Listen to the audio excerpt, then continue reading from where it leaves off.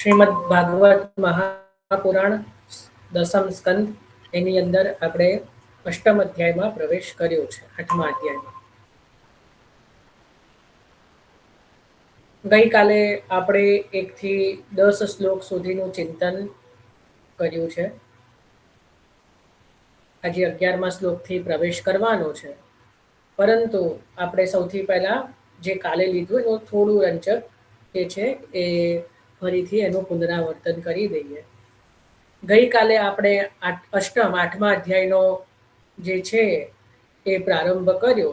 એની અંદર સૌથી પહેલા જે છે નામકરણ લીલા, પ્રભુની નામકરણ લીલાનું વર્ણન જે છે એ પ્રારંભ થાય છે.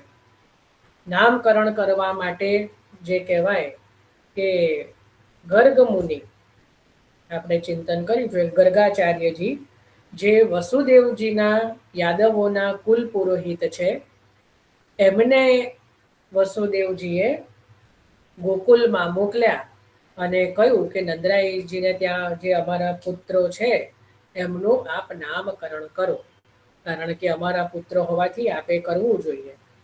એટલે ગર્ગાચાર્યજી જે જાણે છે કે આ સાક્ષાત ભગવાન જ છે, તો ભગવાનનું નામકરણ તો કોણ ન કરે, કોને ઈચ્છા ન થાય. તો એટલા માટે વસુદેવજીને વિનંતીને માન આપી અને શ્રીમદ ગોકુલમાં ગયા. અને નંદરાયજીએ ખૂબ સારી રીતે આગતા કરી, ખૂબ આપનું જે છે સ્તુતિ કરી અને જે છે એ વિનંતી કરી. નંદરાયજીએ પણ સમાન જ વિનંતી કરી જે વસુદેવજીએ કરેલી. ગર્ગાચાર્યજીએ ગોકુલમાં આવીને એવું પોતાનું પ્રયોજન કહ્યું નહીં કે અમે શેના માટે આવ્યા છીએ, અમે તો નામકરણ માટે આવ્યા છીએ, એવું પ્રયોજન પોતે ગર્ગાચાર્યજીએ પોતે પ્રગટ કર્યું નહીં. પરંતુ નંદરાયજીએ જ સામેથી એ વિનંતી કરી કે જે અમારા જે પુત્રો છે એ બંનેનું, રોહિણીજીના પુત્રનું અને આ યશોદાજીના પુત્રનું, અમારા પુત્રનું જે છે નામકરણ આપ કરો. ત્યારે ગર્ગાચાર્યજીએ કીધું કે ભાઈ હું તો યાદવોનો કુલ પુરોહિત છું, તો એટલા માટે જો હું પ્રસિદ્ધ રીતે જો હું નામકરણ કરું તો જે છે વાત ફેલાઈ જાય અને કંસ સુધી વાત પહોંચી જાય અને ખબર પછી કંસ તો જે પાપી બુદ્ધિવાળો છે તો એને એવી શંકા થઈ જાય કે આ કદાચ હો ના હો જે નંદરાયજીને ત્યાં જે આપનો જે પુત્ર છે એ વસુદેવજીનો પુત્ર છે, દેવકી સૂત છે, તો એ પાપી બુદ્ધિવાળો અનિષ્ટ કરવાની ઈચ્છાથી કંઈ પણ કરી શકે. એટલે એનાથી આપણને દુઃખ થાય અને અમને પણ પીડા કરે, આપણે પણ પીડા કરે. એટલે કોઈ એકાંતવાળી ગૂઢ જગ્યામાં જે છે કે જ્યાં બીજું કોઈ જાણે નહીં, એવી જગ્યામાં જે છે અમે નામકરણ સંસ્કાર કરીએ, પ્રગટ રીતે નહીં, કોઈને ખબર પડે એ રીતે નહીં. ત્યારે નંદરાયજીએ વિનંતી કરી કે તો પછી અમારા જે ગાયોનો નેસડો એટલે ખીરક જે છે, જ્યાં ગાયોને રાખવાનું સ્થાન છે, ત્યાં એ ઉત્તમ સ્થળ છે, ત્યાં કોઈની અવર જવર છે નહીં, એકાંતનું સ્થળ છે, તો ત્યાં અમે બધી વ્યવસ્થા કરી દઈશું, તો ત્યાં આપ પધારો અને બાળકોનું નામકરણ કરો. બરાબર. અને એ વિનંતી સાંભળી અને ગર્ગાચાર્ય જે સંમતિ આપી અને પછી નંદરાયજી પોતાના બંને બાળકોને સાથે લઈને ગર્ગાચાર્યજીને પધરાવીને જે છે એ ગાયના ખીરકમાં પધાર્યા. બરાબર. કાલે આપણે આટલે સુધી જે છે એ ચિંતન કરેલું 10 શ્લોકમાં. હવે આપણે ગઈકાલે એક હોમવર્ક પણ આપેલું, ઘણા બધાનો જવાબ આવ્યો છે. આપણે 11મા શ્લોકથી પ્રારંભ કરીએ એની પહેલા એ પણ જોઈ લઈએ. 2 પ્રશ્ન પૂછવામાં આવ્યા હતા ગઈકાલે કે જેમ વસુદેવજીના કુલ પુરોહિત જોયું કે ગર્ગાચાર્યજી છે, વસુદેવજી એટલે યદુવંશ, યાદવોના જે કુલ પુરોહિત જે છે એ ગર્ગાચાર્યજી છે. તો નંદરાયજીના કુલ પુરોહિત કોણ? 84 વૈષ્ણવની વાર્તામાં એમનું નામ આવે છે. તો ઘણા બધાના પ્રશ્નોના જવાબ એ સમયે મને મળ્યા છે વોટ્સઅપમાં. અત્યારે અહીંયા નથી આપવાના, કોઈએ એડ્રેસ કરીને. મેં પહેલાં જ કીધું હતું કે મને વોટ્સઅપમાં મોકલવાના છે. તો ઘણા બધા વૈષ્ણવોના જવાબ મને મળ્યા છે, એમાં કોઈને ભૂલ નથી કરી, જેટલાના ઘણા બધાને મળ્યું છે કે 84 વૈષ્ણવની વાર્તામાં વાર્તાજી 66માં વાર્તાજી છે કવિ રાજભાટ. કવિ રાજભાટ ગુણ ગાવે રે. કવિ રાજભાટ એ છે લીલામાં શાંડિલ્ય મુનિ. લીલામાં કોણ છે? શાંડિલ્ય મુનિ. જેમ વસુદેવજીના કુલ પુરોહિત ગર્ગ મુનિ છે, ગર્ગાચાર્યજી છે, એ રીતે નંદરાયજીના કુલ પુરોહિત કોણ છે? તો કે આ શાંડિલ્ય મુનિ. આ જેમ ગર્ગ સંહિતા છે, ગર્ગ સંહિતા તો મારા મોઢે ઘણી વાર સાંભળ્યું હશે, એવી જ રીતે શાંડિલ્ય સંહિતા પણ છે. અને કદાચ કોઈને યાદ હોય કે ના હોય, શાંડિલ્ય સંહિતામાં આપણા આખા પુષ્ટિ માર્ગની ભવિષ્યવાણી કરી છે. આખું મહાપ્રભુજીનું અષ્ટક છે, શ્રી યમુનાજીનું અષ્ટક છે, અને આખું પુરુષોત્તમ સહસ્ત્ર નામ ઘણું બધું જેવું મહાપ્રભુજીએ જેમ લખ્યું છે એવું જ આખું એઝ ઇટ ઇઝ શાંડિલ્ય મુનિનું છે. શાંડિલ્ય મુનિ એવું કીધું છે એ સમયમાં, દંદરાયજીના સમયમાં, કે કલયુગમાં ઉદ્ધાર માટે એક જ રસ્તો છે કે શ્રીમદ વલ્લભાચાર્યજીનું શરણ ગ્રહણ કરવું. જે દૈવી જીવો હશે, જેના જીવનનો ભાગ્યનો કોઈ ઉદય થયો હશે, એ જ આ શ્રી વલ્લભાચાર્ય ચરણ શરણને એ થઈ શકશે. બીજા કોઈનો જે છે ઉદ્ધારનો તરીકો કલયુગમાં નથી. આવું શાંડિલ્ય મુનિએ 5000 વર્ષ પહેલા પોતાની શાંડિલ્ય સંહિતામાં લખ્યું છે. કોઈને જો વાંચવા મળે ને, આજે પણ મળે છે, કોઈને મળે એ પણ પ્રગટ જ છે શાંડિલ્ય સંહિતા. તો શાંડિલ્ય સંહિતા વાંચવા જેવી છે. એની અંદર 4 વૈષ્ણવ સંપ્રદાયોનું વર્ણન છે, પણ આપણા પુષ્ટિ માર્ગ ઉપર વિશેષ ભાર મૂક્યો છે. રુદ્ર સંપ્રદાય છે, ત્યાં એમને રુદ્ર સંપ્રદાય કીધું છે. જેને ખરેખર જાગૃતિ બને બધા, જેને ખરેખર ગ્રંથોનો જેને વિશેષ અભ્યાસ હોય ને ગમતું હોય ને, તો આ લખી રાખજો શાંડિલ્ય સંહિતા. શાંડિલ્ય સંહિતાની અંદર આપણા આખા વર્ષના ઉત્સવોનું વર્ણન છે, કે આ રીતે ઉત્સવો કરવા જે રીતે મહાપ્રભુજીએ કર્યું છે. આખો ગદ્ય મંત્ર, આપણો જે બ્રહ્મ સંબંધનો મંત્ર છે ને, એઝ ઇટ ઇઝ લખેલો છે, એઝ ઇટ ઇઝ. શ્રીનાથજીના પ્રાગટ્યનું વર્ણન છે શાંડિલ્ય સંહિતામાં. દેવ દમન, નાગ દમન, ઇન્દ્ર દમન. બધાને તો આ 3 દમનની જ ખબર હશે. જેને એ પણ ખબર હોય સારી વસ્તુ, જે ઘણા તો એ પણ નહીં હોય. શ્રીનાથજીના મૂળ 3 નામ દેવ દમન, ઇન્દ્ર દમન અને નાગ દમન.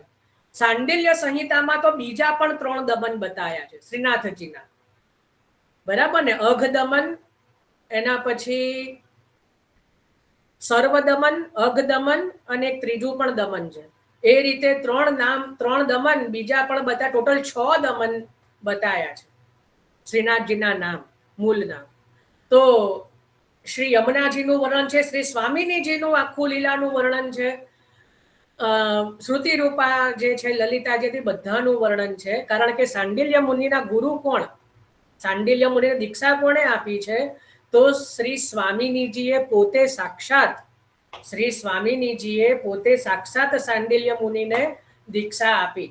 એટલા માટે શાંડિલ્ય મુનિનો જે આખો જે ક્રમ છે ને, એ પુષ્ટિ માર્ગ જોડે મળતો આવે છે. આખો એમને ક્રમ, જે એમનું જે વર્ણન છે ને, અને એટલા પછી તો છેલ્લો શ્લોક, જે શાંડિલ્ય સંહિતા પૂરું ક્યાં થાય છે, જે કહીએ હોય ને કે કોઈ ગ્રંથની પૂર્ણ, છેલ્લો શ્લોક શું છે કે ભાઈ કલયુગમાં એક જ રસ્તો છે કે શ્રી વલ્લભાચાર્ય ચરણને શરણે થવું. એના સિવાય ઉદ્ધારનો બીજો કોઈ રસ્તો નથી. જેમ સુરદાસજીનું આપણે પદ ગઈએ છે ને, કે સૂર કહા કહે દ્વિવિધ આધરો, બિના મોલ કો ચેરો. બસ એ જ વસ્તુ એમને છેલ્લે નામ નિર્દેશન સાથે, શ્રી મહાપ્રભુજીના નામ નિર્દેશન સાથે લખ્યું છે, અને ત્યાં ગ્રંથ વિરામ કર્યો. વિચાર કરો, આપણા માર્ગની ગરિમા કેટલી બધી. તો કોઈ ધારો કે માર્ગના ગ્રંથોમાં કોઈ કહે તેવું થાય કે તો પોતાના માટે લખ્યું છે, થાય કે ના થાય? કે ભાઈ આપણા ધારો કે મહાપ્રભુજી કે ગુસાઈજી કે તો કે ભાઈ એ તો પોતાના માટે લખ્યું છે, બીજા સંપ્રદાય વાળા થોડું કે. પણ આ તો શાંડિલ્ય મુનિ, જે નંદરાયજીના કુલ પુરોહિત છે, એમણે મહાપ્રભુજીના શરણે જો કે કલયુગના જીવો એ તો શ્રી વલ્લભાચાર્યજીને શરણે જવું જોઈએ. આવું સ્પષ્ટ જે છે લખ્યું છે. અને જો મારા પર પણ ના હોય થોડો વિશ્વાસ કે શંકા રહેતી હોય તો જાતે સાંડિલ્ય સંહિતા ખોલીને જો. અને કાશીમાં ઉપલબ્ધ છે, પણ કાશીથી મંગાવી શકો છો. ચોખંભા જે છે ને ત્યાંનું પ્રકાશન ત્યાંથી પ્રકાશિત થયું, ત્યાંથી આપણા ઘણા બધા ગ્રંથો થયા છે. તો આ કોઈ આપણા માર્ગનો ગ્રંથ નથી, છતાં પણ આ તો જે કહેવાય ને શ્રી ભાગવતજી જેવો બેઝિક ગ્રંથ છે. ગર્ગ સંહિતા, સાંડિલ્ય સંહિતા. સાંડિલ્ય મુનિએ 2 ગ્રંથો લખ્યા છે, એક તો આ સાંડિલ્ય સંહિતા અને સાંડિલ્ય ભક્તિ સૂત્ર. લખી રાખજો, આ પણ ગ્રંથ મળે છે. આ સાંડિલ્ય ભક્તિ સૂત્રની અંદર પણ આપણા પુષ્ટિ માર્ગનું જ જે છે કે ભક્તિનું નિરૂપણ કરવામાં આવ્યું છે. એક નારદ ભક્તિ સૂત્ર, નારદ પંચરાત્ર જે છે એ અલગ, અને આ સાંડિલ્ય ભક્તિ સૂત્ર અને સાંડિલ્ય સંહિતા જે છે એ પ્રાપ્ત થાય છે.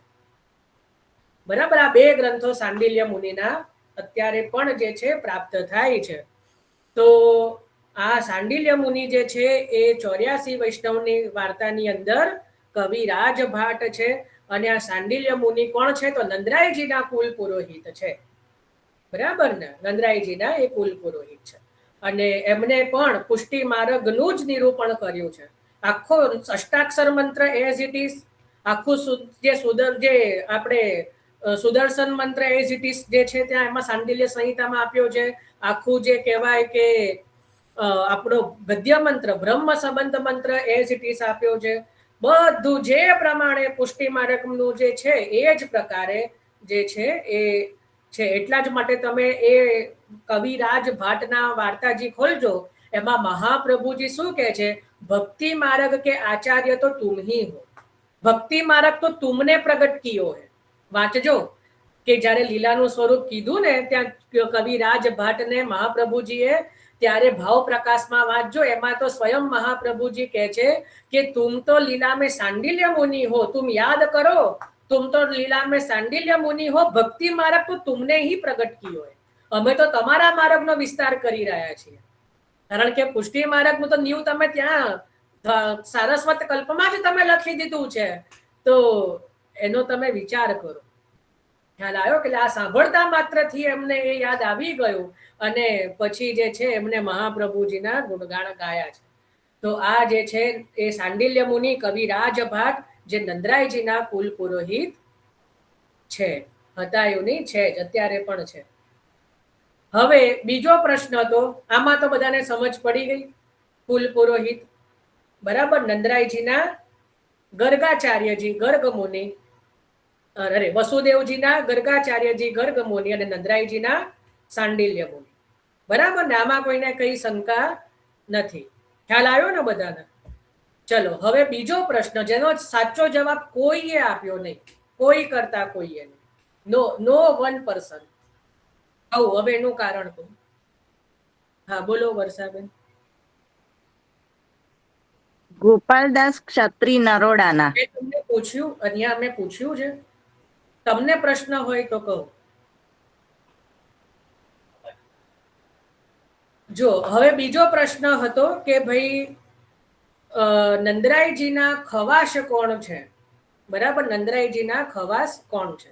એટલે બધાને કેવું થયું, એક ખવાસ મળી ગયા ને એટલે બધાએ મોકલી દીધું મને. સાચું છે, બધાને એક એક ખવાસ મળ્યા, ઘણાને 2 મળ્યા. અને ઘણા બધાના ફોન આવી ગયા, મને નથી આવતો, નથી આવતો. 2 વૈષ્ણવ મળ્યા, 2 થી વધારે કોઈને મળ્યા? 2 થી વધારે વૈષ્ણવ?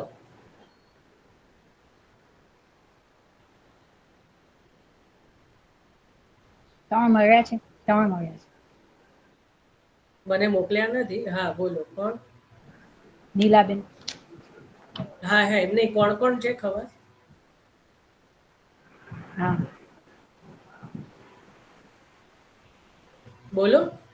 આ ત્રણ, એક ગોવિંદાસ વલ્લાર, પછી એ મનસુખ ગોપ છે. શું? મનસુખ ગોપ છે ને લીલામાં. અરે 3 નામ બોલો વૈષ્ણવોના. વૈષ્ણવ નામ ગોવિંદાસ વલ્લાર છે. પછી એ બે કાલ જોયું. ભાઈ ટાઈમ અને ના. હા બોલો. બીજું યાદ હતું કયું? મ્યુટ કરું છું, સમય નથી આપણી જોડે આટલો બધો. જો 84 વૈષ્ણવની વાર્તાની અંદર ખવાસ તો બે જ છે. ખવાસ ભાઈ આ શું માંડ્યું છે આજે? હેમાક્ષીબેન માઇક મ્યુટ કરી દો. ખવાસ તો બે જ છે પણ વૈષ્ણવ 3 છે. ખવાસ તો બે જ છે, વૈષ્ણવો 3 મળવા જોઈતા હતા. આપણે શું થયું, પહેલા મળી ગયા ને એટલે હવે આગળ શોધવાની થોડું, કારણ કે ટાઈમ ના હોય ને, કેટલા બધો બિઝી હોય આપણું તો શેડ્યુલ, બરાબર, ઘણા બધા કામ હોય, એટલે પહેલા મળી ગયા એટલે પછી આગળ કોણ તસદી લે? પછી તો આગળનું કે બસ આ જ હશે, ખવાસ તો એક જ હોય ને. અરે ભાઈ, રાત દિવસના ખવાસ હોય, 24 કલાક કોઈની ખવાસી થઈ શકે? નંદરાયજીના 2 મુખ્ય ખવાસ છે, એક તો મનસુખા ખવાસ અને બીજું જસવંત ખવાસ, બરાબર. એક મનસુખા છે ને એક જસવંત છે. પણ લીલાબેન માઇક મ્યુટ કરો. હા, 1 મિનિટ. ગોવિંદાસ ભલ્લા અને વાસુદેવ સારસ્વત બે મનસુખ ગોપત છે ને? હા, માઇક મ્યુટ કરી દો. હા. તો પણ મનસુખા ખવાસ છે ને એ 2 વૈષ્ણવોની અંદર બતાયા છે, 84 વૈષ્ણવની અંદર. એક તો શ્રી ગોવિંદદાસ ભલ્લા અને બીજું વાસુદેવદાસ છકડા. આ બંનેનું સ્વરૂપ એક જ છે લીલામાં. શું છે? મનસુખા ગોપ. ખ્યાલ આવ્યો? વૈષ્ણવ 2 છે પણ લીલામાં સ્વરૂપ એક છે બંનેનું, એ છે મનસુખા ગોપ એટલે મનસુખા ખવાસ, અને બીજા છે ગોપાલદાસ ક્ષત્રિય નરોડાના, એ છે જસવંત ખવાસ. આ બંનેની અંદર એવું લખ્યું છે કે એ નંદરાયજી કે મુખ્ય ખવાસ છે. બંને, એનો અર્થ શું થયો કે બંને ખવાસ મુખ્ય જ છે. એક આખો દિવસ નંદરાયજીની પાસે રહે છે અને એક આખી રાત, રાત્રે કદાચ ક્યાંય નંદરાયજીને પધારવાનું થાય, આદિ થાય તો એ પણ જે છે એ જોડે રહે છે, બરાબર. એટલે જસવંત ખવાસ અને મનસુખા ખવાસ આ 2 નંદરાયજીના મુખ્ય ખવાસ છે. પણ 84 વૈષ્ણવની અંદર જે છે વૈષ્ણવ 3 છે, ખવાસ 2 અને વૈષ્ણવ 3. ખ્યાલ આવ્યો? એટલે હું બધાને કહેતો હતો કે હજી શોધો, હજી શોધો. ખ્યાલ આવ્યો? એટલે ગોવિંદદાસ ભલ્લા, જેમના વાર્તાજી 11માં છે, એના પછી 38 38 જેમના વાર્તાજી વાસુદેવદાસ છકડા છે, અને ત્રીજા છે 79 79 ગોપાલદાસ ક્ષત્રિય નરોડા કે. આ 3 જે વૈષ્ણવો છે એ નંદરાયજીના લીલામાં ખવાસ છે. ખ્યાલ આવ્યો? તો આ રીતે આપણે ગઈકાલે જે છે એ ગઈકાલના પ્રશ્નોનો જવાબ છે. તો આપણે નંદરાયજીના પુરોહિત અને નંદરાયજીના ખવાસ એ બંનેનું આપણે ચિંતન કર્યું. હવે આપણે આપણા મૂળ સત્સંગમાં પ્રવેશ કરીએ છીએ. તો આજે હવે આપણે 11મા શ્લોકથી પ્રવેશ કરીએ છીએ કે જ્યારે નંદરાયજી આ રીતે એકાંતમાં જે છે નામકરણ કરવા માટે ખરીકમાં જવાનું કીધું, ગાયોના ગૌશાળામાં, ત્યારે હવે શ્રી સુકુવાચ, સુખદેવજી કહી રહ્યા છે, આ પ્રમાણે પ્રાર્થના કરેલા વિપ્રે ગૂઢ રહી એકાંતમાં પોતાનું ઈચ્છેલું જ તે બે બાળકોનું નામકરણ કર્યું. એટલે અહીંયા કહી રહ્યા છે કે ગર્ગમુનિને તો પહેલેથી ઈચ્છા હતી જ નામકરણ કરવાની, અને ઉપરથી નંદરાયજીએ વિનંતી કરી એટલે પોતે બહુ પ્રસન્ન થયા અને કહે છે કે પોતાની જે ઈચ્છા હતી એ પ્રમાણે જે કહેવાય કે એ પ્રમાણે જે છે કે નામકરણ જે છે એ ભગવાનનું કર્યું. હવે અહીંયા આગળના શ્લોકમાં કહે છે, ત્યાં હવે ગર્ગાચાર્યજી કહે છે, આ નિશ્ચય રોહિણીનો પુત્ર પોતાના ગુણોથી શ્રુહૃદોને આનંદ કરાવતો હોવાથી રામ એમ કહેવાશે, અને બલના અધિકપણાથી તેને બલ પણ માનેલો છે. એટલે જે રોહિણીજીના પુત્ર એટલે દાઉજી સૌથી પહેલા, કારણ કે વયમાં મોટા છે એટલે પહેલું નામ જે છે કે મોટાનું જ પ્રથમ નામ પાડવું જોઈએ. એટલે સૌથી પહેલા જે કીધું કે રોહિણીનો પુત્ર, બરાબર. એટલે રોહિણીનો જે પુત્ર જે છે એ કહેવાય કે પોતાના ગુણોથી, પોતાના બલથી, પોતાના જે નજીકના જનો છે એને સુરદ્રો એટલે જે પોતાના ભક્તોને એટલે અથવા તો પોતાના નજીકના લોકોને, પોતાના નિકટના લોકોને જે પ્રમાણે આનંદ આપનારો છે એટલા માટે એને રામ કહેવાશે. રામ એટલે શું? કે જે સર્વને આનંદ આપે. રામનો અર્થ શું થાય? કે જે સર્વને આનંદ આપનાર છે, એટલા માટે કહ્યું રામ. અને એનામાં બલ પુષ્કળ છે, આખું ને આખું જે કહેવાય કે પૃથ્વીને પોતાના એક ફણ ઉપર રાખે છે, બરાબર ને? એવું ગર્ગાચાર્યજીએ કંઈ પ્રગટ ન કર્યું, પણ એ અત્યંત અધિક બલ છે એમ કીધું કે અતિ અધિક બલ હોવાથી એ જે છે એને બલ પણ કહેવાશે. એટલે બલ રામ અથવા તો બલરામ એ રીતે સૌથી પહેલા કીધું.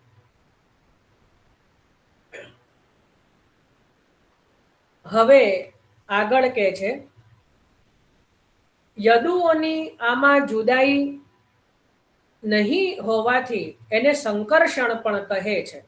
હવે જો અહીંયા એ રીતે કહ્યું છે કે યદુઓની આની અંદર જુદાઈ નથી, કારણ કે આ તો દેવકીજીનો જ 7મો ગર્ભ છે અને એના પછી એનું કર્ષણ થઈને રોહિણીજીની કુખમાં જે છે આ બલરામજી પધાર્યા છે.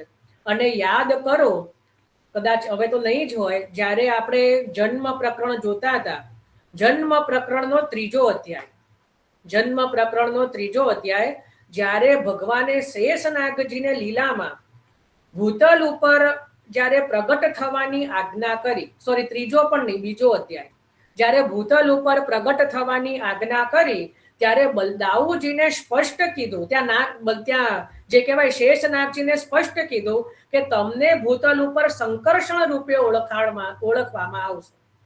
આવું ભગવાને ત્યાં સ્પષ્ટ કીધું હતું કે તમારું રોહિણીજીની અંદર સ્થાપન યોગ માયા દ્વારા થશે, દેવકીજીના ગર્ભમાં આપનો પ્રવેશ થશે, પણ જે યોગ માયા દ્વારા આપનું કર્ષણ થઈને આપને જે છે આપનો રોહિણીજીના ગર્ભની અંદર સ્થાપન કરવામાં આવશે, એટલે આપણે સંકર્ષણ દ્વારા ભૂતલ ઉપર ઓળખવામાં આવશે.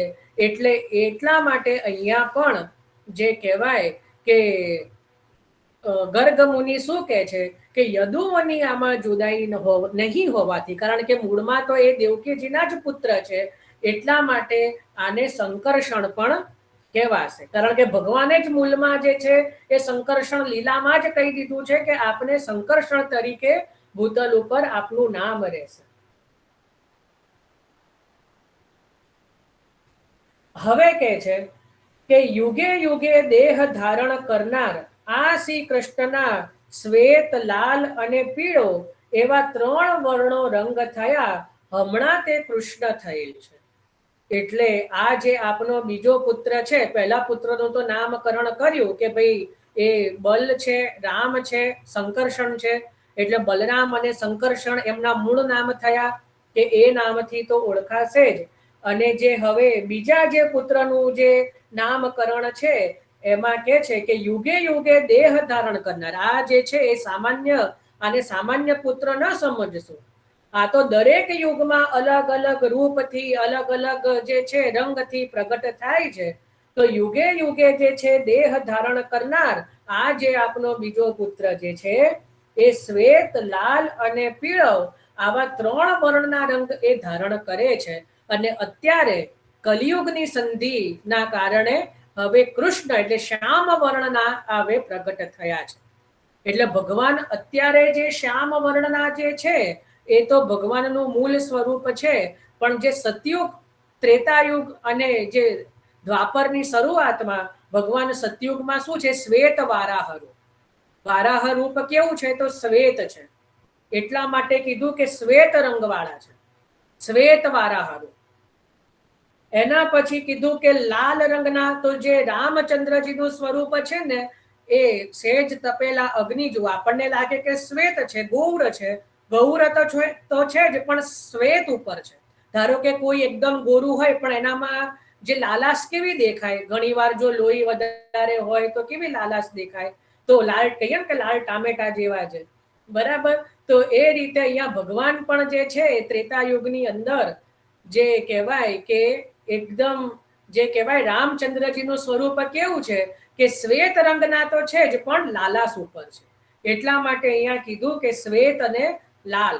અને જે કહેવાય કે દ્વાપર યુગની જે શરૂઆતમાં જે સ્વરૂપ ધારણ કરે કદાચ, તો એ રીતે એમનું સ્વરૂપ કેવું થાય છે તો કે પિત્ત રંગનું જે છે, સહેજ પીળાશ પડતા, બરાબર. અને હવે જે છે એ શ્યામ રંગના આપ થયા છે. એક જ મિનિટ, હું એક મ્યુટ કરું.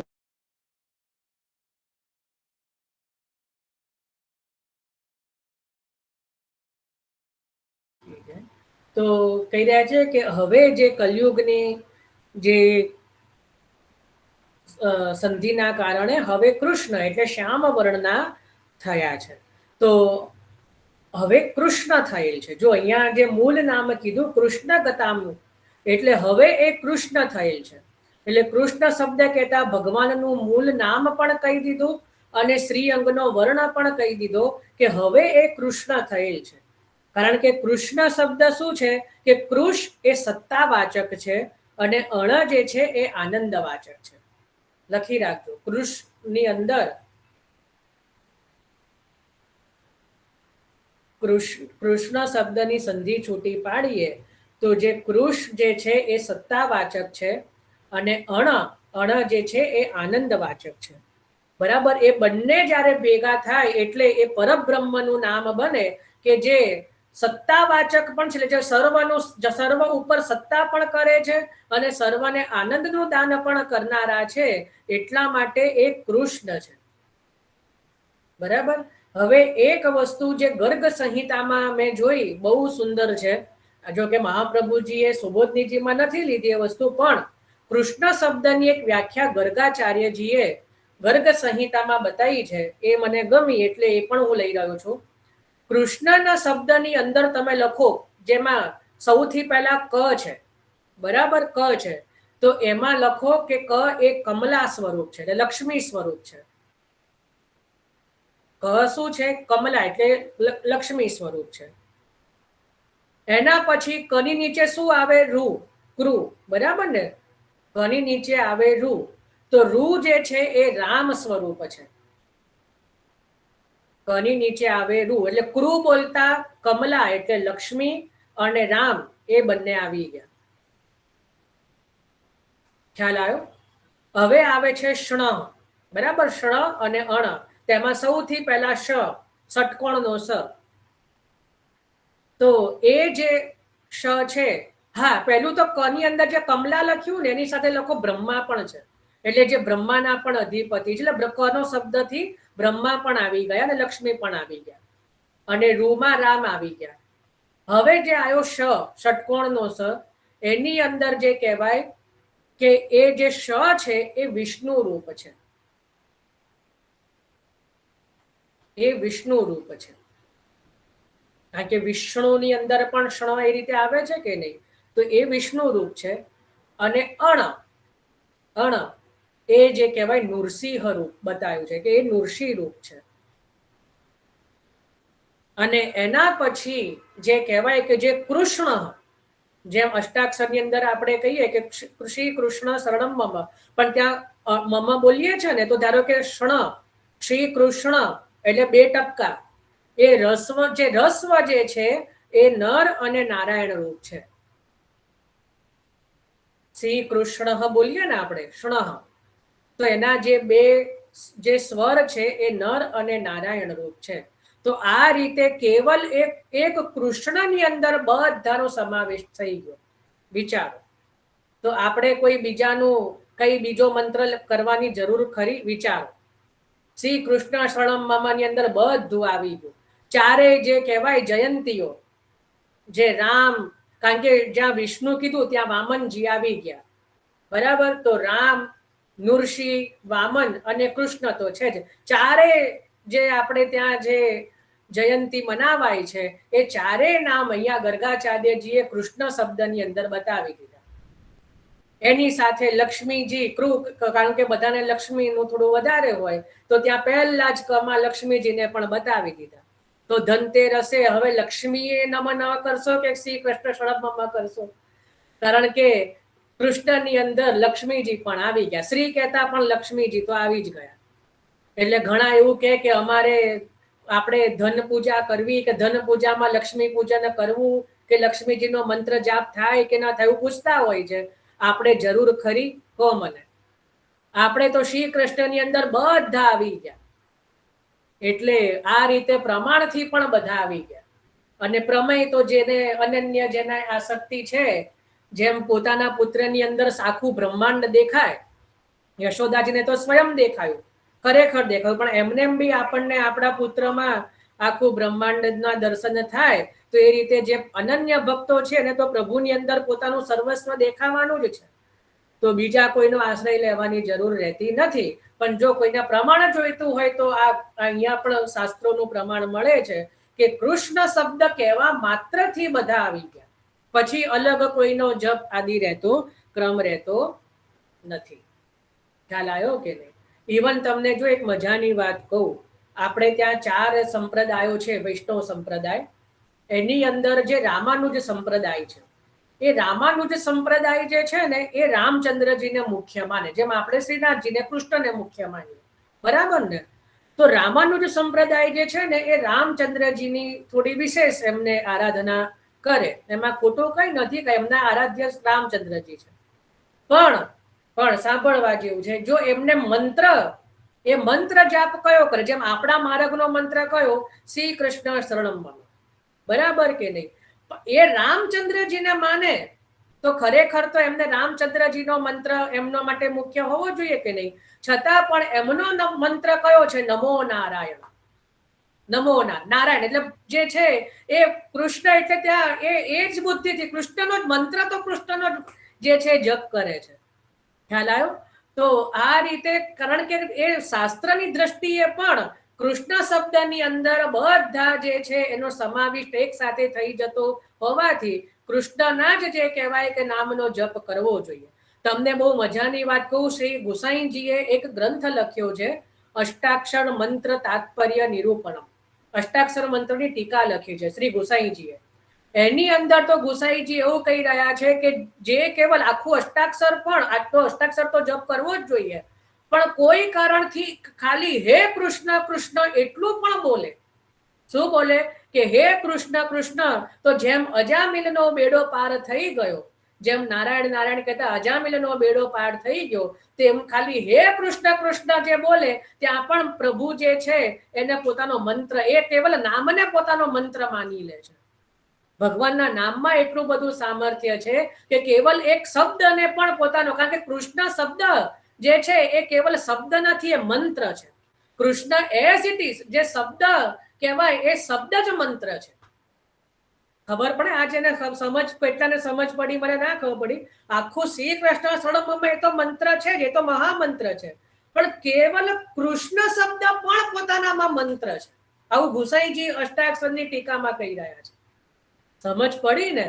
એટલે કૃષ્ણ શબ્દ જે કહેવાય એનું મહાત્મય બહુ છે, જેનું કોઈ વર્ણન ન કરી શકે. એટલે અહીંયા પણ જે છે ગર્ગ મુનિ, સુખદેવજી અને ગર્ગ સંહિતાની અંદર ને બધી જે છે અલગ અલગ એ રીતે વર્ણન કર્યું છે. અને કહેવાય કે કૃષ્ણ શબ્દથી જ એ પૂર્ણ પુરુષોત્તમનું બોધક છે. કૃષ્ણ શબ્દ જ પોતે પૂર્ણ પુરુષોત્તમનું એ બોધક છે. હવે કહે છે કે પહેલા કોઈ સ્થળે તમારા આ પુત્ર વસુદેવથી ઉત્પન્ન થયેલા, તે લક્ષ્મીવાળા હોવાથી જાણકારો તેમને વાસુદેવ કહે છે.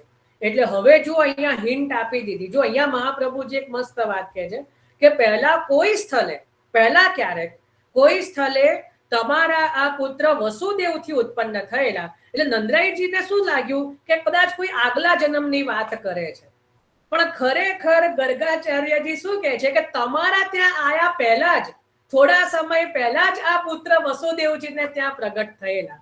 પછી વસુદેવજી આવીને અહીંયા પધરાઈ ગયા એવું નંદરાયજીના મગજમાં ના આવ્યું, એવું તો કોઈને વિચાર ના આવે. નંદરાયજી શું સમજ્યા કે ગર્ગ મુનિ કોઈ આગળના જન્મની વાત કરે છે, કે આની પહેલાના કોઈ જન્મમાં આ જે મારો પુત્ર છે એ વસુદેવજીને ત્યાં પ્રગટ થયા હશે. પણ ગર્ગાચાર્યજીએ કેટલું, જો ભગવદ્ગીતાની વાણી કેવી ગૂઢ હોય, એમને એવું ક્યાં કીધું છે કે આગલા જન્મમાં? એમને શું કીધું કે પહેલા કોઈ સ્થળે એ વસુદેવજીના પુત્ર બનેલા. એટલે હવે તમારે જે સમજવું હોય સમજો. એટલે નંદરાયજીએ પોતાની બુદ્ધિથી એવું માન્યું કે ભાઈ આગલા જન્મની વાત કરે છે, એટલે એ એમની રીતે સાચા, પણ ગર્ગાચાર્યજી તો આ જ જન્મની વાત કરે છે. ગૂઢમાં એવું કીધું કે તમારા ત્યાં આયા પહેલા આ વસુદેવજીને ત્યાં જે છે એ તમારા પુત્ર પ્રગટ થયા હતા, એટલે જે એ વાતને જાણે છે એ એમને વાસુદેવ તરીકે જે છે એમને જે જાણકાર હોય એમને વાસુદેવ કહે છે, બરાબર. જે અમારા જેવા જે જાણે છે કે એમનું પ્રાગટ્ય તો વસુદેવજીને ત્યાં થયું છે, એટલે એવા જે છે એમને વાસુદેવ તરીકે જાણે છે. ખ્યાલ આવ્યો ને? હવે કે છે કે તમારા પુત્રના ગુણ અને કર્મોને અનુરૂપ યોગ્ય નામ અને રૂપ તો ઘણા છે, તેમને હું જાણું છું, જેને અન્ય જાણતા નથી.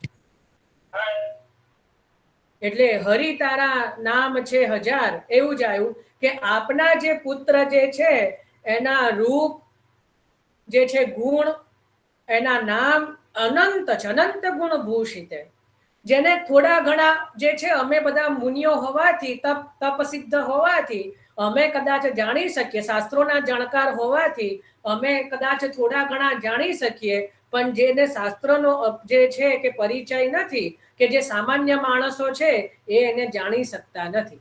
કારણ કે મહાપ્રભુજી શું કહે છે કે પ્રભુ કેવા છે કે રૂપ નામ વિભેદેન જગત ક્રીડતી યો યતઃ.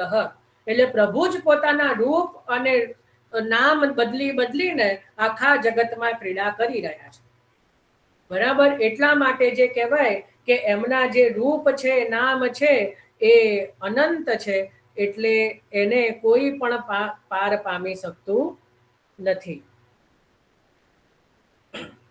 હવે એક વસ્તુ જે છે એ લખો, મહાપ્રભુજી સુબોધનીજીમાં બહુ સુંદર કહે છે કે ભગવાનના સ્વરૂપના જ્ઞાન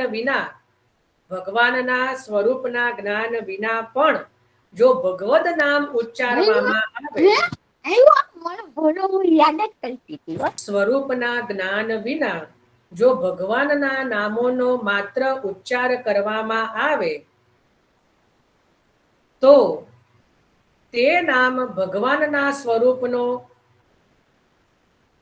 સંબંધ નહીં હોવાથી અને એ નામો અલૌકિક છે, એટલે ઉચ્ચારનારને પોતે જ્ઞાન નહીં હોવાથી,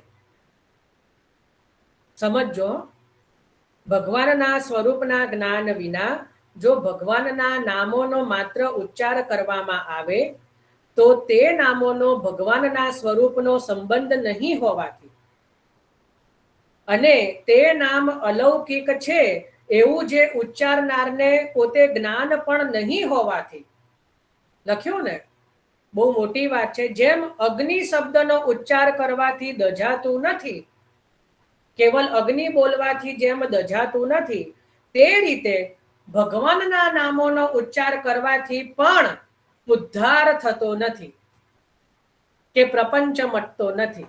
ફરી બોલું છું, વાંધો નહીં, જેને થોડું લાંબુ વાક્ય છે, ફરી બોલું છું. ભગવાનના સ્વરૂપના જ્ઞાન વિના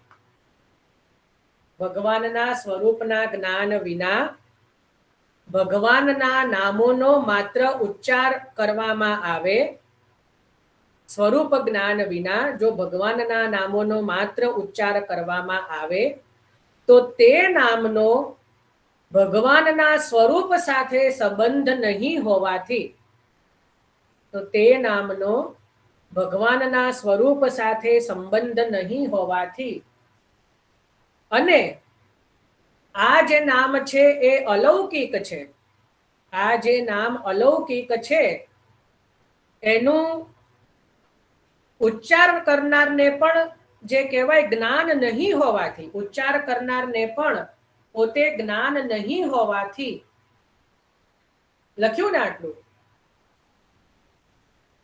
જેમ અગ્નિ શબ્દનો ઉચ્ચાર કરવાથી દજાતું નથી, જેમ અગ્નિ બોલવાથી કે અગ્નિ શબ્દનો ઉચ્ચાર કરવાથી દજાતું નથી, તેવી રીતે ભગવાનના નામોનો ઉચ્ચાર કરવાથી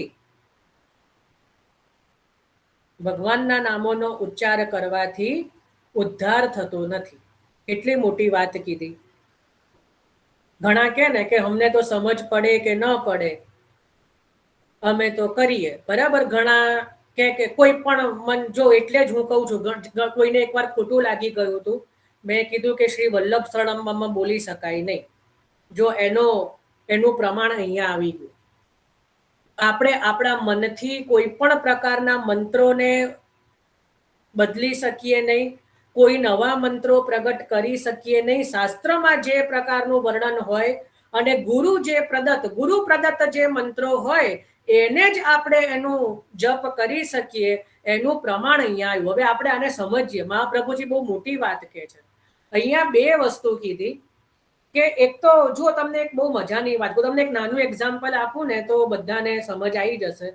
જો આપણે ત્યાં સ્વામિનીજીનું નામ લેવાતું નથી, પણ બધાને ખબર છે સ્વામિનીજી એટલે કોણ? શ્રી રાધાજી. બરાબર. હવે અત્યારે તમે જુઓ કોઈ બોલીવુડના સોંગ છે એમાં સૌથી વધારે જો કોઈ શબ્દને કોઈ નામને બગાડવામાં આવ્યો હોય તો એ રાધા શબ્દ જ છે. રાધા નામ ઉપર કેટલા બધા ખરાબ ગીતો બન્યા. જેમ કે મને તો આવડતા નથી પણ રાધા, એ હવે જેને આવડતા હોય, મને એ બધું યાદ નહીં આવે, પણ તમે જુઓ રાધા નામ ઉપર ઘણા બધા બોલીવુડના બીભત્સ ગીતો પણ બન્યા, એના ઉપર બીભત્સ ડાન્સ પણ થયા જે કરેલા છે રાધા શબ્દ ઉપર. હવે તમે જુઓ વેદોની અંદર રાધા નામ જે છે ને એનું મહિમાનું ગાન બહુ કરવામાં આવ્યું છે. બરાબર કે આ નામ કેવલ એક ઉચ્ચારણ કરવામાં આવે તો આમ થાય આમ થાય. આપણે ત્યાં શ્રી ગોસાઈજીએ પણ શ્રી સ્વામિનીજીનું અષ્ટક લખ્યું છે. એમાં પહેલા જ શ્લોકમાં પહેલો જ શ્લોક છે કે રહસ્યમ રાધે ત્વમ, એટલે તમારું જે નામ છે એનું રહસ્ય વેદોમાં પણ ગૂઢ છે. બરાબર. તો ત્યાં પણ શ્રી ગોસાઈજીએ શ્રી સ્વામિનીજીના અષ્ટકમાં પહેલો જ શ્લોક છે કે જેની અંદર શ્રી સ્વામિનીજીના નામનું મહાત્મય બતાવ્યું છે. હવે તમે વિચારો કે જ્યારે આ મૂવી વાળા કે જે આવા મલેચ્છ બુદ્ધિ વાળા આપણા ત્યાં આપણી પરંપરાને બગાડવા માટે કોઈ રાધા કૃષ્ણનું, જેમ કે પેલું જ સોંગ છે આ લગાનનું કે મધુબન મેં જો કાન્હા કિસી સે પીસ મિલે રાધા કે સે ન જલે. બરાબર. હવે તમે કહો કે આની અંદર તો રાધા કૃષ્ણના નામનું વર્ણન છે, તો ભજનની જગ્યાએ આ ગઈ શકાય કે નહીં? જો કે અત્યારે તો બધા ગાતા જ હોય છે, પણ આપણે કીર્તન છોડી દઈએ આપણે અને પછી મધુબન મેં જો રાધ કનૈયા કિસી સો પીસ મિલે તો રાધા કેસે ન જલે. બરાબર. આમાં રાધા કૃષ્ણ જ છે કે નહીં? છે ને, એમાં તો કોઈ નહીં કરે. તો શું તમે આને ભજનની રીતે ગઈ શકશો? ભજનની જગ્યાએ જેમ બધા ગાય છે, ઘણા બધાને સમજ ન હોય તો ગાતા હોય છે. અહીંયા મહાપ્રભુજી કહે છે કે જ્યારે કોઈ આપણને પણ કોઈ મંત્ર લઈ ક્યાંક જોવામાં આવ્યો કે આ મંત્રથી આમ થઈ જાય, કોઈ બહુ ધન લાભ થઈ જાય અને આપણે એ કરવા માંડીએ. બરાબર. કંઈ પણ સમજ્યા વગર. તો મહાપ્રભુજી એમ કે છે કે ભગવાનના સ્વરૂપના જ્ઞાન વગર, ભગવાનના સ્વરૂપના જ્ઞાન વગર અગર કોઈવલ ભગવાનના નામોનો ઉચ્ચાર કરવામાં આવે, બરાબર, જેને ભગવાનના સ્વરૂપનો સંબંધ નથી, ખબર પડે ને એટલા જ માટે શું કીધું કે ચિંટુ પિન્ટુ કેમ ભગવાનનું નામ ન હોઈ શકે? કારણ કે એવા નામોને ક્યાંય ભગવાનના સ્વરૂપ સાથે કોઈ લેવા દેવા નથી. ભગવાનના નામની અંદર ભગવાનનું સ્વરૂપ સમાહિત છે. સમજ પડી કે નહીં? તો જે નામની અંદર સ્વરૂપનો સંબંધ નથી એવું જે નામ કોઈ લે અને જે નામ ઉચ્ચારણ કરી રહ્યા છે એને કોઈ અલૌકિક ભાવથી ભજી રહ્યા નથી. એટલે કારણ કે જો મૂવીનું સોંગ ગાય એની અંદર પણ રાધા કૃષ્ણ નામ આવે પણ એ કેવલ પોતાના મનોરંજન માટે ગાય છે, તો એ ફલ મળતું નથી કે જે શાસ્ત્રોએ બતાવ્યું છે.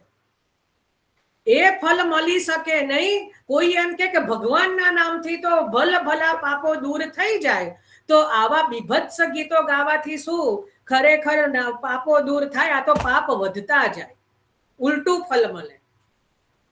ખ્યાલ આવ્યો કે નહીં? કેમ? કારણ કે એની અંદર ભગવાનના સ્વરૂપનો સંબંધ નથી. અને બીજું કે એ જે નામ લેવામાં આવે છે એની અંદર એ જે અલૌકિક ભાવ નથી એ ઉચ્ચારનારનો. ધારો કે આપણે કોઈ સોંગ ગઈએ તો એ કોઈ આપણે જેમ જપ કરતા હોઈએ આત્મોદ્ધાર માટે સોંગ ના ગાવામાં આવે, મનોરંજન માટે ગાવામાં આવે. સમજ પડી? તો એવા કોઈ ગીતો 24 કલાક પણ આપણે ગઈએ તો એ જે છે ઉદ્ધાર કરી શકે નહીં. અને એના માટે મહાપ્રભુજી બહુ સુંદર ઉદાહરણ આપે છે કે જેમ કોઈ અગ્નિ અગ્નિ અગ્નિ અગ્નિ કરે તો એ દજાય નહીં. આપણી જીભ દાજે છે અગ્નિ બોલવાથી? તો કારણ કે અગ્નિનો સ્વરૂપ નથી, પણ જેવું અગ્નિના સ્વરૂપનો સંબંધ થાય તો કેવો આપણો હાથ દજાય. તો જ્યારે ભગવાનના નામ જોડે ભગવાનના સ્વરૂપનો જેવો સંબંધ થઈ જાય એ જે છે ઉદ્ધાર કરનાર થાય. બાકી કેવલ જે નામ જે છે જેમાં ભગવાનના સ્વરૂપનો સંબંધ નથી, જ્યાં અલૌકિક જ્ઞાન નથી, એવા ગમે એટલી માળાઓ કરો પણ એ ઉદ્ધાર કરી શકે નહીં. એટલા માટે આપણે તમને બહુ સુંદર એક વાત કહું. શ્રી હરિરાયજીનો એક ગ્રંથ છે, હરિરાય વાઘ મુક્તાવલીમાં, જપ સમયે સ્વરૂપ ધ્યાનમ. આ લખી રાખો, જેને ઇન્ટરેસ્ટ હોય, સમય હોય. અત્યારે લાઈફ બહુ ફાસ્ટ છે ને, એટલે સમય ના હોય આ બધા માટે. જપ સમયે સ્વરૂપ ધ્યાનમ એવો કરીને શ્રી હરિરાયજીએ ગ્રંથ લખ્યો છે. એની અંદર અષ્ટાક્ષર મંત્રનો જપ કરતા સમયે હૃદયમાં ભગવાનના કેવા સ્વરૂપનું ધ્યાન ધરવું જોઈએ એનું વર્ણન આપ્યું છે. વિચાર કરો કે જ્યારે અષ્ટાક્ષર મંત્રની માળા કરો ત્યારે એ સમયે ભગવાનનો કેવા પ્રભુનું ચિંતન કરવું જોઈએ એનું વર્ણન આપ્યું કે તો જ ફલિત થાય. કારણ આપણે ધારો કે શ્રી કૃષ્ણ કરતા હોઈએ ને પેલી બાજુવાળી તૈયાર થઈને ઉતરી છે, હમણાં એ અહીંયા પેલી આના ઘરે જતી લાગે છે અને પેલું શ્રી કૃષ્ણ ચાલતું હોય એ ક્યારે પછી કે અમે તો રોજની 5 માલા કરીએ છે પણ આમ કશું થતું નથી, કશું યાદ રહેતું નથી, કઈ કૃપા થતી નથી. તો ના જ થાય ને, કારણ કે તારું ધ્યાન પેલી સામેવાળીમાં છે, એને કપડા લીધા કે ના લીધા ધોયેલા. બરાબર, પોતે માલામાં ધ્યાન હોય તો ઉદ્ધાર થાય. બરાબર ને, કારણ કે માલા કરતી સમયે જો સ્વરૂપની અંદર ધ્યાન નથી પ્રભુના, અને મહાપ્રભુજી કહે છે કે બીજું કશું યાદ ના આવે પણ જો શ્રી મહાપ્રભુજીના ચરણારવિંદનું ધ્યાન કરતા કરતા જપ કરવામાં આવે તો પણ એ ફલરૂપ છે. કદાચ બીજું કઈ સ્વરૂપનું સમજ ન પડે તો શ્રી મહાપ્રભુજીના ચરણારવિંદનું ધ્યાન કરતા કરતા સ્મરણ કરતા કરતા જો એ જપ ભગવદ નામ લેવામાં આવે તો એ ફલરૂપ થાય છે, બાકી થતું નથી. એટલે અષ્ટાક્ષર પણ લઈએ કે ગમે એટલી માલાઓ કરીએ કે કંઈ બીજું કરીએ પણ જ્યાં સુધી સ્વરૂપનો સંબંધ ન થાય ત્યાં સુધી જે છે એ ફલરૂપ થતું નથી. અને મંત્ર એનો જ જપ કરી શકાય કે જે ગુરુ પ્રદત્ત હોય. આ ફરી આ પણ લખી રાખો. એટલે તમને કોઈ બાપા બાપીઓ કે કોઈ બા બાપુજીઓ આવીને કહે કે આ મંત્ર કરવો તો ચોખ્ખું કેવું કે આ મંત્ર કોણે પ્રગટ કર્યો છે. અમારા મહાપ્રભુજી તો નવરત્નમાં સદા સર્વાત્મના નિત્યમ શ્રી કૃષ્ણ શરણમમ એટલું જ આપ બતાવી રહ્યા છે, એમને ક્યાંય શ્રી વલ્લભ શરણમમ લખ્યું નથી. અમારા ગુરુ અમારા મહાપ્રભુજી આવો કોઈ ફાલતુ મંત્ર આપી રહ્યા નથી. એટલે આ જે છે આવા કોઈ મંત્ર અમને યોગ્ય નથી. અમને તો જે ગુસાઈજી જે સર્વોત્તમ જપ્યમ કૃષ્ણ રસાદિભી, તો જે સર્વોત્તમજીના નામોનો જપ કરવાની આજ્ઞા આપે છે અને મહાપ્રભુજી નવરત્નમાં અષ્ટાક્ષરનો જપ કરવાની આજ્ઞા આપે છે. એટલે અમારે તો આ જ 2 ગ્રંથોના આ જ 2 મંત્રોના જપની અમને આજ્ઞા છે. બરાબર, એટલે આના સિવાય બીજા કોઈ જ મંત્ર જે છે અને કૃષ્ણ પંચાક્ષર એ પણ જો જે અપરસ હોય અને ગદ્ય મંત્ર પંચાક્ષર તો એનો જપ થઈ શકે, પણ જો એ પૂરેપૂરી અપરસ હોય તો એના વગર નહીં. નહીતર તો અષ્ટાક્ષર અને સર્વોત્તમજીનો જપ એની આજ્ઞા છે. તો જે ગુરુ પ્રદત્ત જે મંત્ર હોય અને જેની અંદર સ્વરૂપનો સંબંધ હોય એ જે કહેવાય અહીંયા મહાપ્રભુજી એવું કહી રહ્યા છે તો એ ઉદ્ધાર કરનાર થાય છે. બાકી તો પ્રભુની કૃપા ઉપર છે. કદાચ એવું કે કદાચ કોઈને સમજ નથી ને કરે છે છતાં પણ ઉદ્ધાર થયો તો એ ભગવદ ઈચ્છા છે, પ્રભુની એવી કૃપા છે, પ્રભુની ઈચ્છા છે એટલા માટે. બરાબર, પણ એ નિયમ બધે લાગુ પડી શકે નહીં. બાકી તો આપણો માર્ગ અને આપણે કઈ એટલું બધું પણ મહાત્મા જાણવાની કેવું જરૂર નથી. હરિરાયજી પણ એવું નથી કહી રહ્યા. હરિરાયજી એટલું કહી રહ્યા છે કે જ્યારે જપ કરીએ ત્યારે મન પ્રભુમાં હોવું જોઈએ. આપણું જે મન છે એ પ્રભુના ચરણારવિંદમાં લાગેલું હોવું જોઈએ. અથવા તો તમને એક બહુ સરળ એક સુંદર પ્રકાર બીજો પણ હું બતાવી શકું, જો કે મારો છે એ પ્રકારથી હરિરાયજી નથી બતાવ્યો પણ ગમે તો આપ જ્યારે પ્રભુને આપના ઠાકોરજીને શૃંગાર કરો, બરાબર, મસ્ત સુંદર જે વસ્ત્ર ધરો, શૃંગાર ધરો અને એ પ્રકારે આપણે જ્યારે દર્પણ બતાવો ને એમને એકદમ સુંદર રીતે નિરખો, બરાબર. પછી જ્યારે જપ કરો ત્યારે આપના પ્રભુને એ યાદ કરો કે આજે પ્રભુએ કયા વસ્ત્ર ધર્યા છે, કયા શૃંગાર કર્યા છે, બરાબર કે નહીં? એ રીતે પણ જે છે ધીરે ધીરે ધીરે, કારણ કે કેવું થાય કે આપણને કાલે કોઈ આવીને પૂછે કે ગઈકાલે તમે તમારા પ્રભુને શું શૃંગાર ધર્યા હતા, તો કે હવે યાદ નથી. કેમ? કારણ કે આપણે એનું સ્મરણ ધ્યાન જ કર્યું નહીં. આપણે તો કેવલ ધરી દીધા અને પછી પાછા વડા કરી દીધા. તો એક પ્રકાર એવો પણ છે કે જ્યારે આપ અષ્ટાક્ષર આદિની માલા કરો તો આપના માથે જે પ્રભુ બિરાજે છે એને પણ આપ સ્મરણ કરો. બરાબર? શ્રી ગોવર્ધન ધરણનું સ્મરણ કરવું જોઈએ, શ્રી મહાપ્રભુજીના ચરણારવિંદનું સ્મરણ કરવું જોઈએ. આપણે આપણા માથે બિરાજતા પ્રભુને જે છે એ સ્મરણ કરવું જોઈએ. બરાબર? તો એટલા માટે જે છે કે એ જે નામ ફલરૂપ થાય છે. અહીંયા સુધી આપણે રાખીએ છીએ. આજે ઘણો સમય થઈ ગયો. તો આમ તો આજે મારી ઈચ્છા હતી 22 શ્લોક સુધી લેવાની, પણ પ્રભુની ઈચ્છા નથી, તો અહીંયા સુધી રાખીએ છે. તો કાલે આપણે આગળ લઈશું. ચલો પારુલબેન. જય શ્રી કૃષ્ણ જય જયભાઈ. શ્રી કૃષ્ણ. આપણે હમણાં જેમ કહ્યું ને કે શ્રી વલ્લભ શરણમ એવું નથી આજ્ઞા શ્રી મહાપ્રભુ. એવો કોઈ મંત્ર જ નથી. હા, આપણે જે આજ્ઞા છે શ્રી મહાપ્રભુજીની કે શ્રી કૃષ્ણ શરણમ એ અષ્ટાક્ષર મંત્રનું જ આપણે ગાન કે પાઠ. ગાન નહીં હો, જપની વાત છે. ગાન તો કરવાનું જ નથી. આ જપ કરતા હોઈએ કે માલાજી તુલસીના મણકાના માલાજી કરતા હોઈએ. પણ એટલે એવું એટલે એક બે જણ સાથે વાત કરી હતી ને મેં, તો એ લોકો એમ કે આપણે ક્યાં ત્રણેય સ્વરૂપમાં ભેદ માનીએ છીએ. જે શ્રી ઠાકોરજી છે એ જ છે. એટલે તો અષ્ટાક્ષર કરવાનું. એટલે તો અષ્ટાક્ષર કરવાનું. એટલે જ અષ્ટાક્ષર કરવાનું. એટલે જ અષ્ટાક્ષર. હા, એટલે જ કે બધું એક જ છે, એટલે જ અષ્ટાક્ષર કરવાનો. એ આપણે એટલે જ કહેવાનું કે હા આપણે ક્યાં, તો તમારે નવો મંત્ર પ્રગટ કરવાની જરૂર કેમ પડી? તમે તો ભેદ માની જ નથી રહ્યા શ્રી કૃષ્ણ ને શ્રી વલ્લભમાં, તો તમારે કૃષ્ણની જગ્યાએ શ્રી વલ્લભ કરવાની જરૂર કેમ પડી? એ સામે પ્રશ્ન કરો ને. હા, દમલાપંથી છે. પણ દમલાજીએ તો પોતે અષ્ટાક્ષરનો જ જપ કર્યો છે. પોતે ક્યારે એવું આવ્યું કે એમને શ્રી અલગ મંત્ર પ્રગટ કરીને પોતાના કોઈ સેવકોને અલગ મંત્રનું દાન કર્યું હોય એવું આવ્યું કે દમલાજીની વાર્તામાં? અને જો દમલાજી પોતે મહાપ્રભુજીની આજ્ઞા પાળનારા સેવક છે. મહાપ્રભુજીની આજ્ઞાનું ઉલ્લંઘન કરે? મહાપ્રભુજી શ્રી કૃષ્ણમાં કહેતા હોય તો એમના ઉપર વટે જઈને ના આપની આજ્ઞા ના માનું, હું તો શ્રી વલ્લભ નવો મંત્ર પ્રગટ કરું છું, એવું દમલાજી કરે? ક્યારે? વિચારો, આપણી બુદ્ધિથી તો વિચારો. એટલે આવા મૂર્ખાઓને, હું તો મૂર્ખા જ શબ્દ વાપરી રહ્યો છું, આવા મૂર્ખાઓને શું કેવું? વિચાર.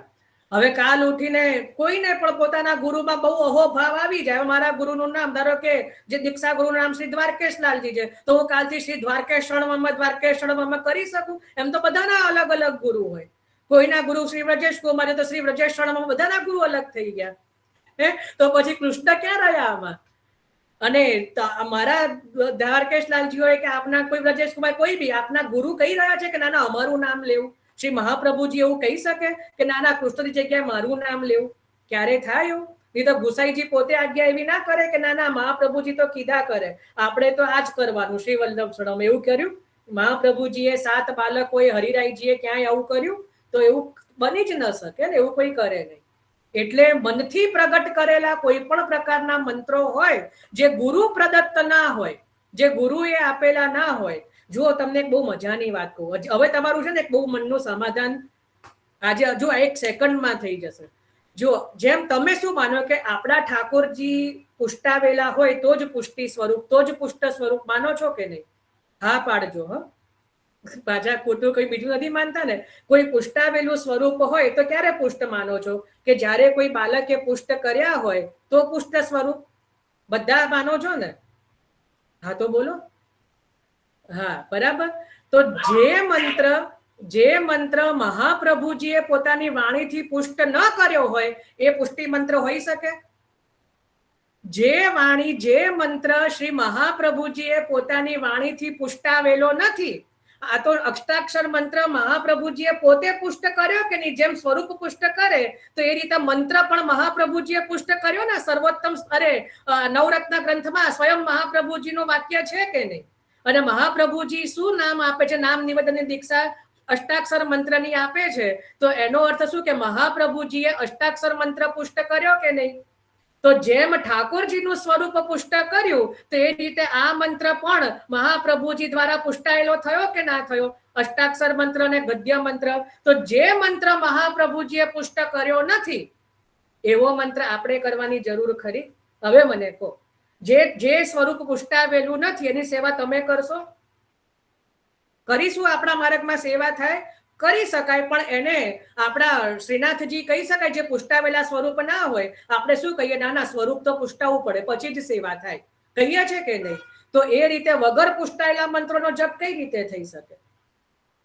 હવે મને કહો. હવે આના ઉપર મને કોઈને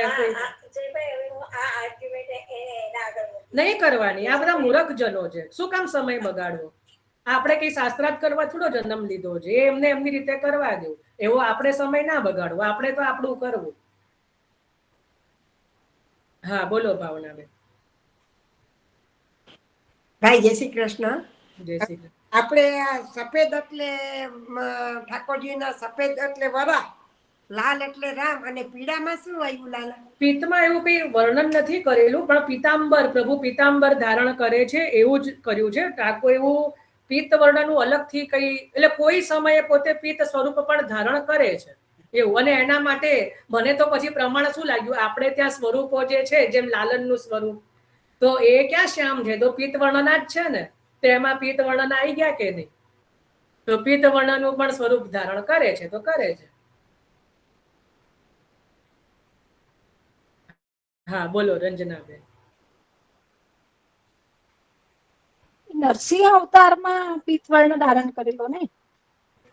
હા, પણ એવું અહીંયા સ્પષ્ટ વર્ણન નથી કઈ એવું. નરસિંહજીની અંદર પિત્તનું નથી લખતું. મહાપ્રભુજી નથી કહેતા. પછી એવું ભાવ કરવો હોય તો કરી શકીએ, એમાં કઈ વાંધો નથી. અને બીજું હરિરાયજીની વલ્લભ સાખીમાં અને કેટલાક વૈષ્ણવના કીર્તનોમાં બી કે વલ્લભ નામ વિના ઉદ્ધાર નથી.